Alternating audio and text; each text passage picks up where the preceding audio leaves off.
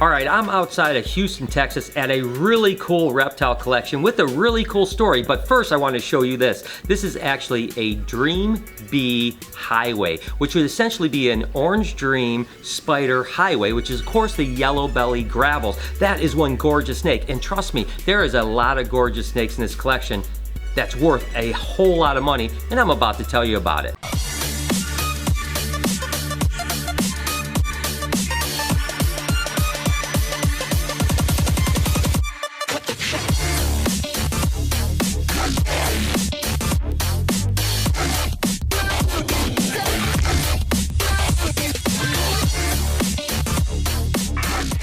This is Gabriel, the person that I came to meet, and you have a really amazing story. You know, for a couple of reasons, I love to highlight something like this. And for one is, Gabriel, how old are you? 15. So Gabriel is 15 years old, and he is full on following his dreams and his passions for reptiles. So let's start with that. What made you want to breed reptiles? I started when I was little. I was always interested in reptiles, and I used to go to this pet store all the time that's actually pretty close to here. And so you were going to this pet shop, and you just had a passion for it. And when did you know, like, all right, I'm ready to try to take and make this into a business? Probably a year ago. A year ago. So I got one ball python, and then I ended up getting more, and then I decided, well, you can make some money breeding this, and I wanted to do it.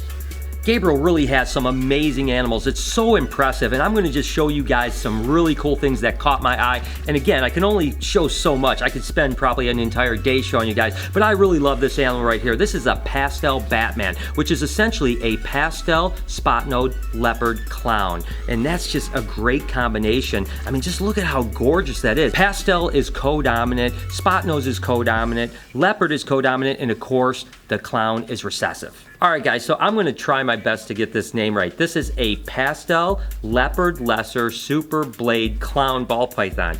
What that means to me is that this is an awesome animal. And of course, the blade clown is just a really reduced pattern clown ball python, and then you have pastel, you have lesser, and you have leopard that are all co-dominant animals. But when you put those together, that is one gorgeous snake. What we have here is a firefly leopard clown ball python. This thing is on fire. I mean, that is a great combination. Again, you've got the pastel, you've got the fire, you've got the leopard, and you have the clown ball python, with the clown being the only recessive mutation. But nevertheless, you combine those things, the fire really brightens up the pastel, and the leopard makes a really cool pattern on the clown. Man, this thing is awesome. Gabriel, you didn't just like go, I mean, I'm sure you did a lot of research, and you really put, so tell me a little bit about that process. I mean, you didn't just say, all right, I'm gonna just spend $1 million on snakes without thinking about it. What was the process from the time you thought, man, I might wanna do this for a living, to actually making it happen? I definitely asked a lot of people and made sure that you could actually do it for a business, and I talked to a lot of people how they did it.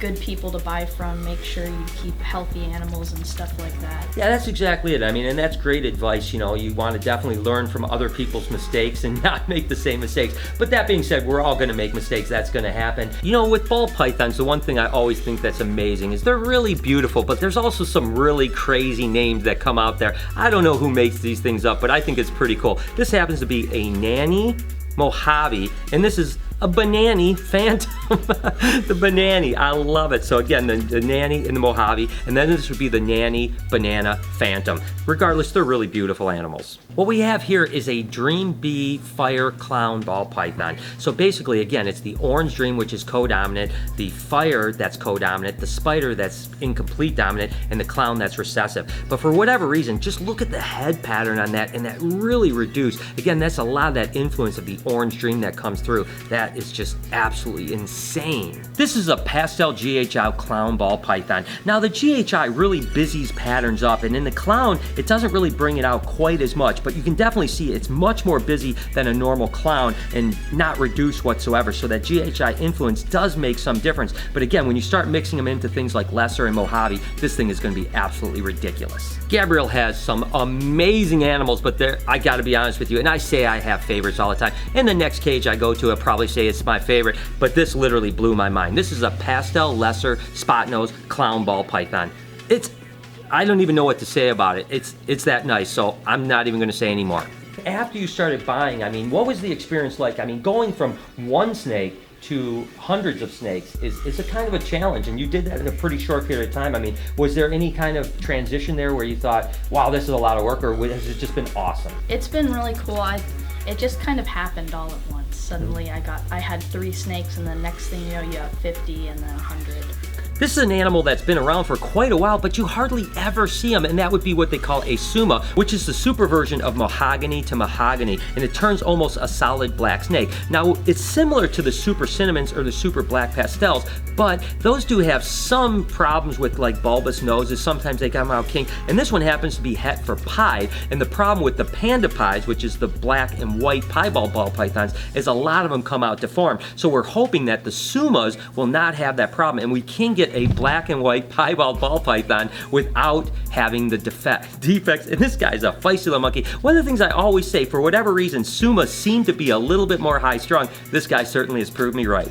All right, so guys, this is my buddy Matt. He's my camera guy for the day. And when that snake struck, he jumped back, and Matt keeps a bunch of snakes. I tell you what, that was absolutely classic. I'm really excited that Gabriel is working with the Sunset Project. It's a project that was really near and dear for me for a long time. Again, it started with the vision of getting a picture out of Africa, and then eventually sending $70,000 to buy that animal, and then years later actually reproducing it. I never forget the feeling I had when I cut those eggs and saw the first baby sunset. So it's really amazing to see that other people are now starting to work it, and it's really a great project. It's recessive, and this happens to be a pastel, possibly a fire, and a sunset. So the pastel is certainly co-dominant. It may be a fire, which is co-dominant, and of course the sunset is recessive. Regardless, it's just a really cool animal, and certainly one of the most sought after recessive mutations in the ball python market. So Gabriel, you have such incredible animals. I just can't even, I know it's hard when people ask me, what are your favorite snakes? Because you probably love them all, and I get that, but show me just a few animals that are really special to you. One is this bamboo banana pastel spot nose, which I think is really cool. Wow. So okay, so that is a pastel banana bamboo spot nose. Yeah. Oh my gosh, now look at the genes when they come together. I mean, those are absolutely stunning. And the thing I love about the bamboo is that it kind of softens everything up. Another one of my favorites is the Batman. Ah, yeah, that's so cool. So tell me a little bit about this. So this is a leopard spot-nosed clown, and he called it the Batman because it looks like the bat eater, which is a Burmese and retic cross. Exactly, they call them Borneo bat eaters, and it does really look like a bat eater. It's pretty crazy. It's like a miniature bat eater, and of course that's a hybrid, whereas this is, you know, all ball python, but happens to be a couple mutations put together. So that's really amazing. And again, you said that spot nose, leopard, clown. Sometimes it's hard for me to even keep these things together, so that's a gorgeous animal. Well, this is actually my first favorite, which is the fire sunset. So this is the number one, the first favorite. You're doing better than me because I can never pick a first favorite, but that is absolutely gorgeous. Look at that. So we had shown the pastel possible fire, but this is 100% fire, and wow, it really brightens it up, doesn't it? Yeah, and they get they're dark when they hatch out, but this guy's getting brighter every time he sheds, and you can see the orange coming out now. I mean, that is absolutely gorgeous. Again, I've seen sunsets for many years, and the fire gene is really, can you imagine when we start getting enchi into it and other, you know, mutations? So what, as far as sunsets, because it brings out the orange and kind of those weird hues that we don't see, what is your vision? I mean, do you want to see them in a banana? I mean, what is it that you want to see them in? I think banana and pie, definitely. I have 2 enchi het sunset females that I'm going to breed them to. Yeah, so can you imagine either enchi sunsets or super enchi sunsets? Holy cow. And again, you're going to get fire enchi sunsets. I mean, that is absolutely crazy. Are you just like over the top excited about like the first eggs and then the first babies? And I mean, I know you have a lot of adults now, but you also have a lot of babies coming up. So the future is really bright for you. So this year is your kind of training year, and next year you're going to slay it, right? Yeah. Well, I have faith in you. But you don't just work with ball pythons, you also work with carpets, right? Yep, carpets, womas, and retics. Well, let's go look at some carpets. Okay. All right, so we have a killer animal here. This is actually an axanthic granite carpet python. Yeah, it's a little feisty. That's all right. So what got you into the carpets? I mean, you know, it's kind of a big departure from ball pythons because they're skinnier, they're bigger, they're faster, they're a little bit nippy as babies, but you have some really beautiful ones. Yeah, I was looking at them because they're really not they don't have as many color mutations as ball pythons, so the market is really big for them right now. They're in really high demand. That's 100% true. It's still kind of in its infancy, and certainly there's a handful of people that are working on amazing things. But you know, I've been working with carpet pythons for 20-something years, and they are really, see that? It bit me. They are fun to work with. I mean, they are definitely a little more high-strung, but they're absolutely gorgeous animals. All right, well, let's look at some carpet pythons. So we just seen the axanthic stuff, which is basically lacking the yellow. Well, this would be another mutation. Of course, this is an albino, but it also has a jaguar gene, which is co-dominant, and a zebra gene that's co-dominant. And the super zebras are basically patternless, so it's really cool. Now, the jag stuff sometimes have a little bit of neurological, so they'll kind of spin a little bit like the spider ball pythons, but nevertheless, it's really a gorgeous snake. And so when you put the axanthic together that's lacking the yellow, and you put the albino together that's lacking the black, you get what is called a snow carpet python, which is basically just lacking the majority of the yellow, because the axanthics will have a little bit of xanthophores is what they call them, and of course it's lacking all of the black pigment. Now there's only, I believe, 2 snows in the entire country, so this is one of them. How awesome is that Gabriel has one of only 2 snakes in the country that are snow carpet pythons. I tell you what, there are just stunning carpet pythons out there. This one happens to be amazing. This is a super caramel zebra jaguar with a huge attitude. Look at, you can't quite get me, but look at the color in this animal. I mean, it's absolutely stunning.